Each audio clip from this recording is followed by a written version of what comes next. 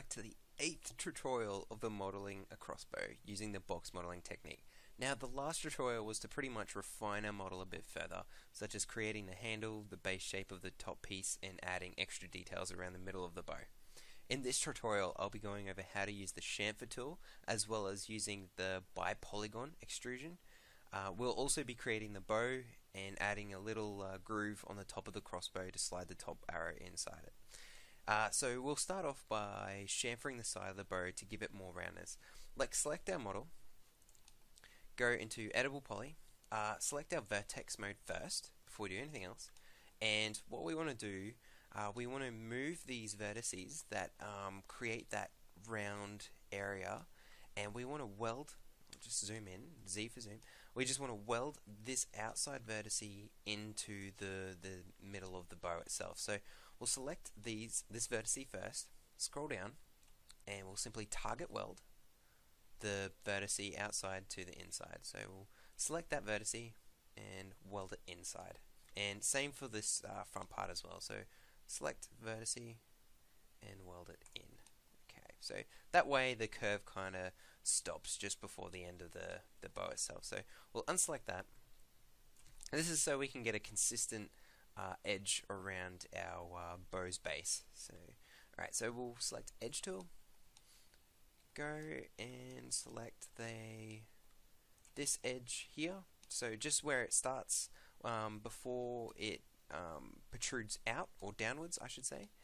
So select that edge there. I'll just go into wireframe just so you see which edge I'm selecting. This one here.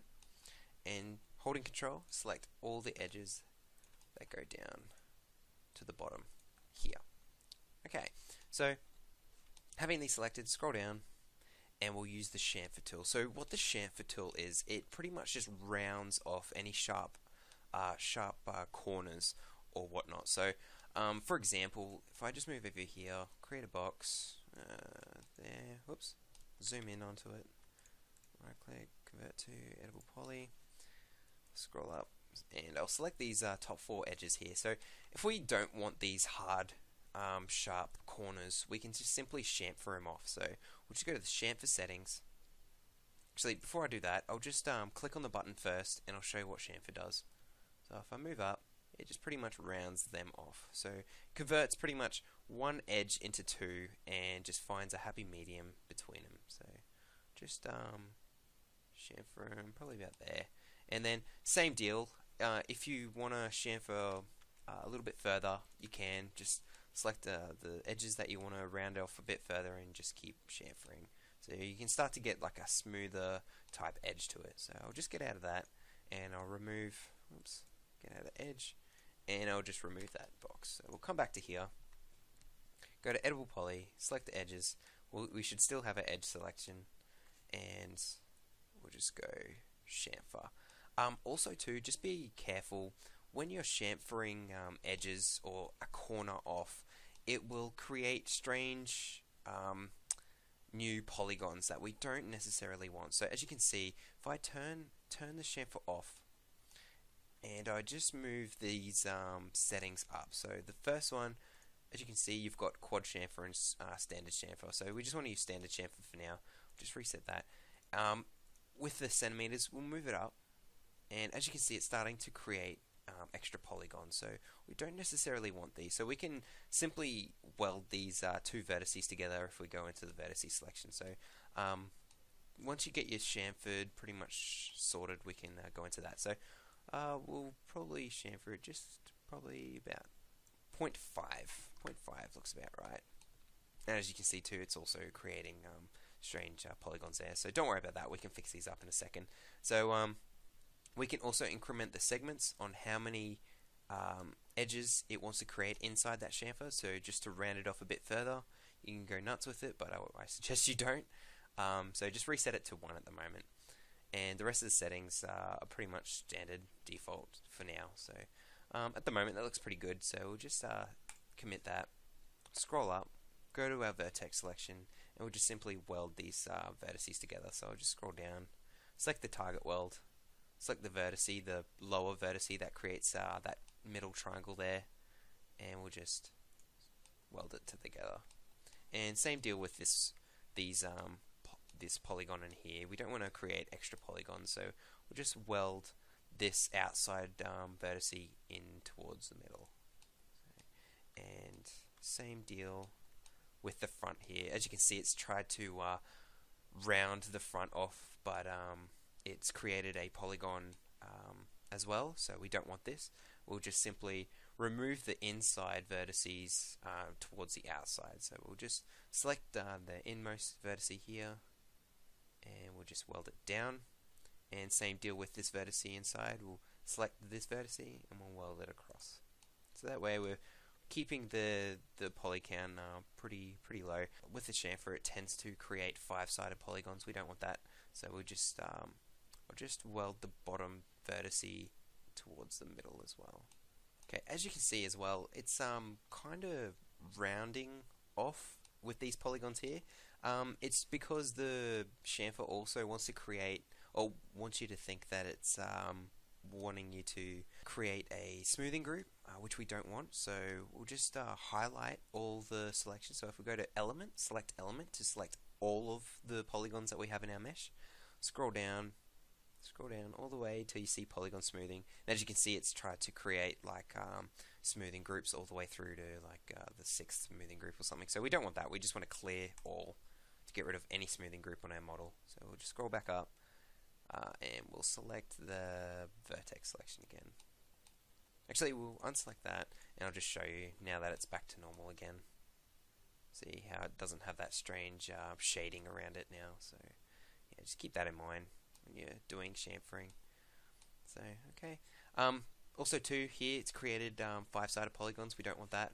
We'll just go back down there, go to vertex selection, and we'll just target weld together. Okay, so what we want to do, we want to get rid of these 4 vertices that it's creating for us. So select the top one, 2 side ones, this one here, and we'll just simply weld them together. If they're not welding, you can just change the settings to weld them a bit further up. So by default, I think it's 0.1 or 0.01. You can just change it to 1 centimeter. So that way, if you increment the threshold, it'll try and find a larger area to weld the vertices that you have selected. So that's fine. So I'll just make it to 1 centimeter, just to keep it consistent. So just okay, commit that, and there we have it. So we've got our kind of our curve going on at the bottom here now.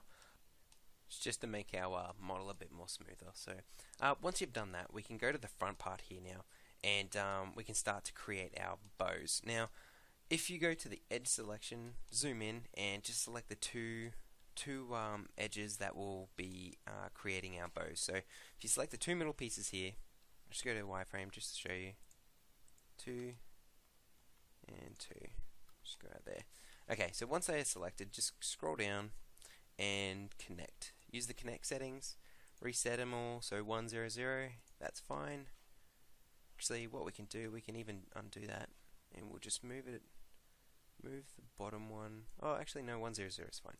Okay, scroll back up, and I'll use the polygon tool, and I'll select the polygons. Also too, make sure you close off any of the 5-sided polygons, so just go to the vertex mode, and I'll just go connect. And same deal, connect with these 2 bottom ones as well. So we're just keeping all the polygons to squares and triangles instead of 5-sided polygons.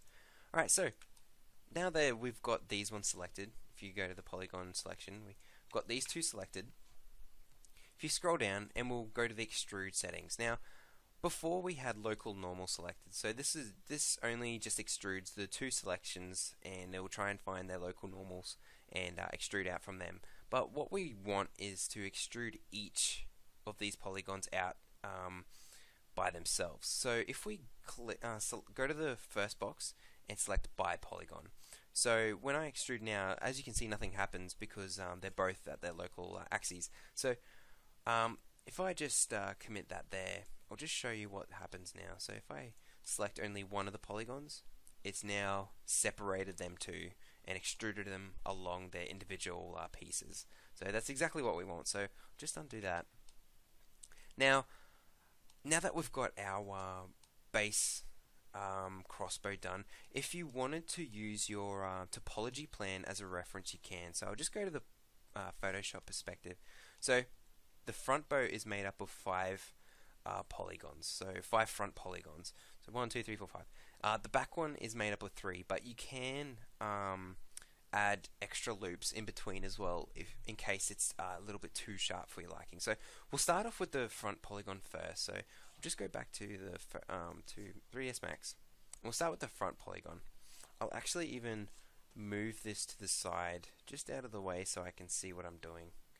Just about here. Okay, so if I go back to the 3ds Max, make sure I have polygon selection, and I will just extrude the front part out. Go to the top view, and I'll just extrude it probably about to there. Now, using the extrude tool, it's going to extrude again towards this side, towards the x-axis. I don't want that. I just want to rotate this polygon. So if I go to perspective again, I'm just rotating this polygon along the z-axis, just so I can get that curve happening there. So I'll do that. Go to the top view, and I'll just simply rotate this in there. So okay, so once you've got the curvature happening, we can just move that out a bit. I can just go extrude again. So since we've only got one polygon selected, it doesn't really matter if it's under bipolygon, normal, or group. It's all just going to do the same thing. But if you have multiple selected, then it's going to affect these ones. So I guess I could just do bilocal for the meantime anyway. And I'll just extrude probably about to there. I'll go OK, move it down. Looks about right there. And extrude again. Yeah, a bit further down, probably about to there. Okay, just so I can get that corner piece about here done. And I'll just rotate it a bit further. Yeah, about there. Go back to extrude. Move it back a bit, just so I can get this corner piece here. That looks about right. Go to the move tool, and I'll just move that in place. I can start to scale it down as well. So if I go to the scale tool, see how the Y and X can be selected, and then if I want to select all Y, X, and Z, I can just go and select them all using this middle triangle here. So if I go to perspective, I'll just show you. It's the same deal with the move tool. Just make sure what is highlighted, otherwise it's going to scale or move along that axis. So Z for just single ones, so the outer ones.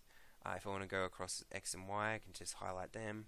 Or if I want to go all 3, then I just go in the middle here, so it highlights yellow. So I'll just go all 3, and I'll go to the top view, just scale it down, and then I'll just move it in position, rotate it a bit, so it looks about right, and then I'll just extrude one more time, move it down a bit, okay, and then move it into position, and then I'll just extrude.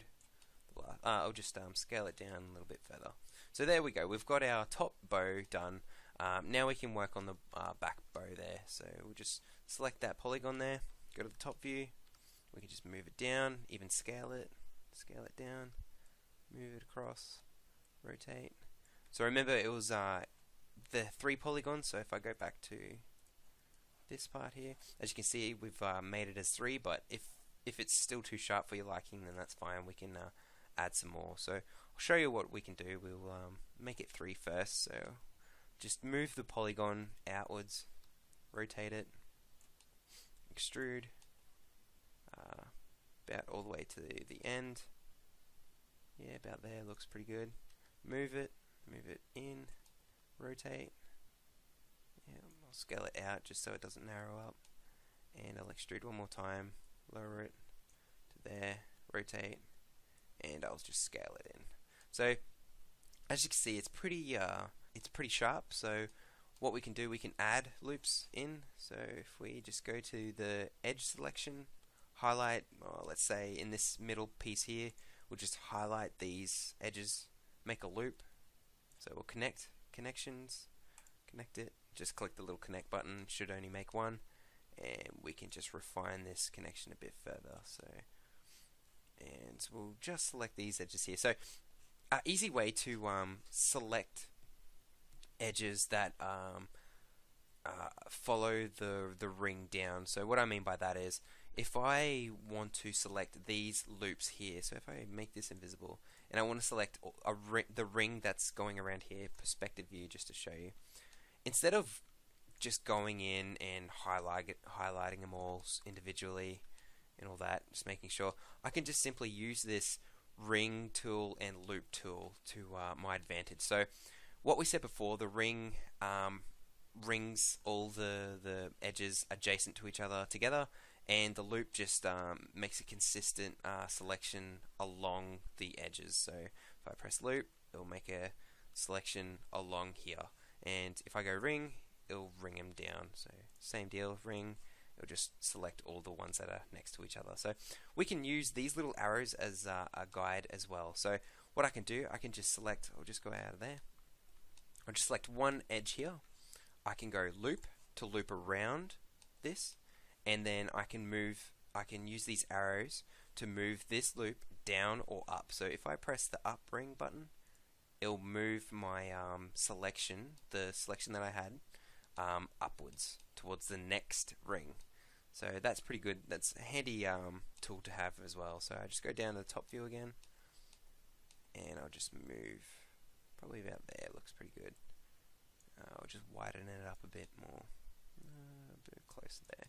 Okay, so now that we've got that, I'll just move the ring back down again, and I'll just move this in. You can also go to the vertex selection and just move the vertices out there, just so I get that nice curve going on in our model itself. So I'll just go back to the perspective view, and as you can see, we've got our bow starting to take place.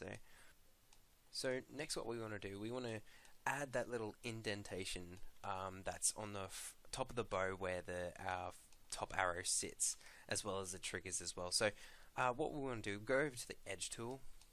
We'll just select this edge here. So if I unhide that, just select the second edge from the top, and holding control, selecting the top corner edge, and selecting all the way down to the second last edge at the back there. So we've got all of these ones selected here, and not having the corner part selected, because if you have a look at the back piece here, the trigger stops, and then you've got that little wooden piece just before it goes down again. So if I go back down here, click on there, as you can see, we've got all these ones selected. So I could have selected a ring around it, but it will select all of the rings all the way through the model, which we don't want. So I'll just undo that for now.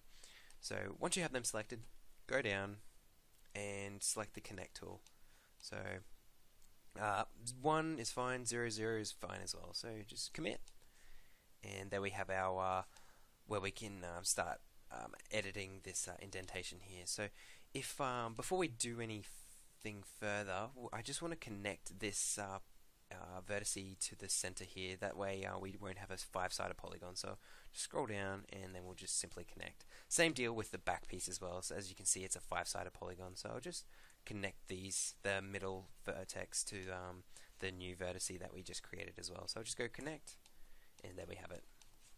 So I'll scroll back up, select the polygon selection, and before I do anything else, I just want to remove these front polygons here. So select the front one, just this front one here, and just delete. So that way, when we extrude these polygons downwards, we won't have this spare polygon in the way. So saying that, let's highlight all of these polygons here, select them all the way just before you reach that triangle, and then just extrude down. So I'll scroll down, extrude, reset it back to 0, make sure it's on group this time, so group, and just extrude down. So move the scroller just down just until it hits that edge here. So just commit. So, and I'll just go back to vertex selection. So as you can see, it hasn't welded the vertices together, so we can just go to invisible mode, highlight the front vertices, scroll down, and then just weld together. Whoop. Okay, so the reason why it's not welding together is because, I'll just go back out there, it's created polygons on the inside. Just remember how I said before, with when you're extruding, it will create polygons around the side of the extrusion as well. So we don't want these polygons as well. If I unhide symmetry, it's also created polygons on the inside. So we'll just simply delete these. So hide select the polygon, select them all here, all the ones that we don't want.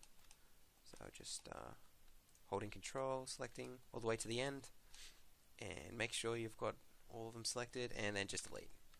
So I'll just unhide the symmetry modifier, go back to the vertex selection, and that way now I can weld together these vertices. Otherwise the polygon would have interfered with them.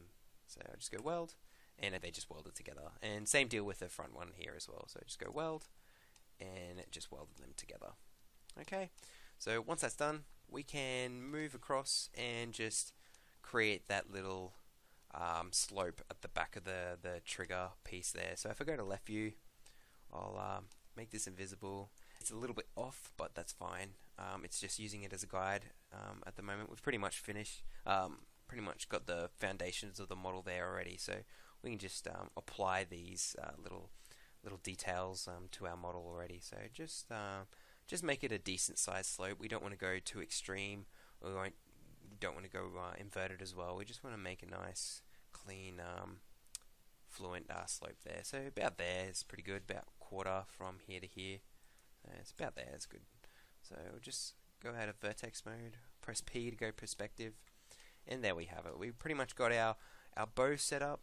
We've chamfered the side here, and we've included the little slot that the top arrow goes into. So the next part will be including the front spike area, the little trigger underneath, and just pretty much refining all of these little details to start creating our detailed bow here. So okay.